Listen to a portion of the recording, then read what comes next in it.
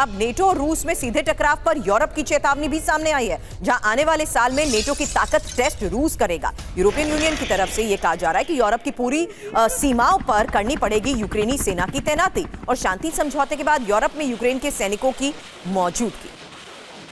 हालांकि यूरोप की यह चेतावनी जहां नेटो और रूस की जंग होगी, क्योंकि ईयू डिफेंस कमिश्नर ने कहा है कि नेटो की ताकत को रूस टेस्ट करना चाहता है और आने वाले साल में नेटो ताकत की टेस्टिंग। हालांकि भविष्य में टकराव के लिए रूस की तैयारी इसे माना जा रहा है और यूक्रेन के बाद पुतिन के टारगेट पर नेटो देश। शांति समझौते के बाद यूरोप में यूक्रेन की जरूरत। अब रूस से जंग की तैयारी में फिनलैंड भी है। रूसी बॉर्डर के पास सैनिकों की तैनाती को लेकर आज खबर है, जहां बॉर्डर पर ही आर्टिलरी और मिसाइल लॉन्चर तैनात किए गए हैं। तो रूस के खिलाफ इस जंगी मोर्चे से फिलहाल खबर फिनलैंड से है।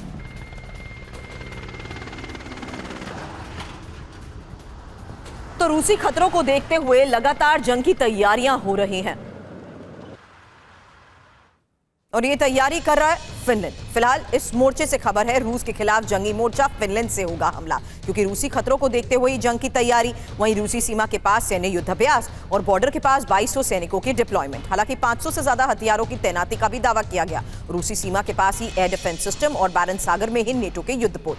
बड़ी बात यह कि एयर स्पेस में फाइटर जेट से निगरानी भी की जा रही है। अब खबर डॉनबस से। डॉनबस के ही कब्जे वाले इलाके पर यूक्रेन ने हमले को अंजाम दिया है, जहां ड्रोन से ही रूसी सैन्य पोजीशंस पर कैसे टारगेट हुआ, देखिए तस्वीर। खबर है हमले में टॉर M2 सैम सिस्टम तबाह कर दिया गया। इन तस्वीरों को देखिए, जहां साफ है कि लगातार इस फ्रंट पर किस तरीके से हमलों को अंजाम दिया जा रहा है और ये यूक्रेन का वो हमला है जहां डोनबस में कब्जे का दावा किया जा चुका है। हालांकि ड्रोन से रूसी सैन्य पोजीशन को कैसे हिट किया गया, ये देखिए तस्वीर। यूक्रेन के कुपियांस्क में घिरी रूसी सेना। खबर है रूसी सेना की मेन सप्लाई लाइन पर यूक्रेन के हमले को लेकर रसद पहुंचाने वाली मेन सप्लाई लाइन पर इस अटैक को अंजाम दिया गया। हालांकि ये साफ है कि किस तरीके से उन रूट्स को टारगेट किया जा रहा है जहां से रूसी सेना की मेन सप्लाई लाइन, रसद पहुंचाने वाली मेन सप्लाई लाइन पर अटैक। ज़ेलेंस्की ने हमले का प्लान बदल लिया है और कुपियांस्क में रूसी सेना घिरी। फिलहाल खबर यह कि कुपियांस्क के कब्जे वाले इलाके पर यूक्रेन ने हमले को अंजाम दिया है। रूसी सेना की सप्लाई लाइन को हिट किया गया। साथ ही यूक्रेनी सैनिकों ने सभी अहम रास्तों को मिसाइल से उड़ा दिया। रूसी सैनिकों के पास हथियार सप्लाई में अब दिक्कत भी है। कुपियांस्क के अंदर ही रूसी सेना के पास रसद की कमी, क्योंकि यूक्रेन दावा कर रहा है कि कुपियांस्क पर रूसी सेना की पकड़ कमजोर हो चुकी है और ज्यादातर इलाकों में यूक्रेनी सेना का कब्जा। हालांकि उत्तरी कुपियांस्क में रूसी सैनिकों की कमी।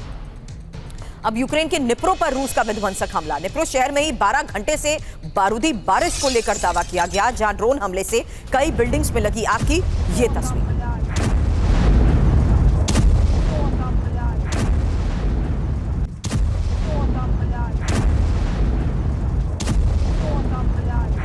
और यूक्रेन के निप्रो पर कैमिकाज़ी ड्रोन से हमला, जहां लॉन्ग रेंज शाहिद ड्रोन से ये अटैक और गेराउंड 2 ड्रोन से कई इलाकों पर हमले का दावा।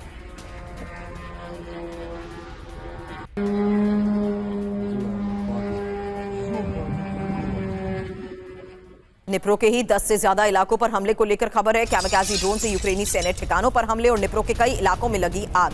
रात भर दहशत में रहे लोग।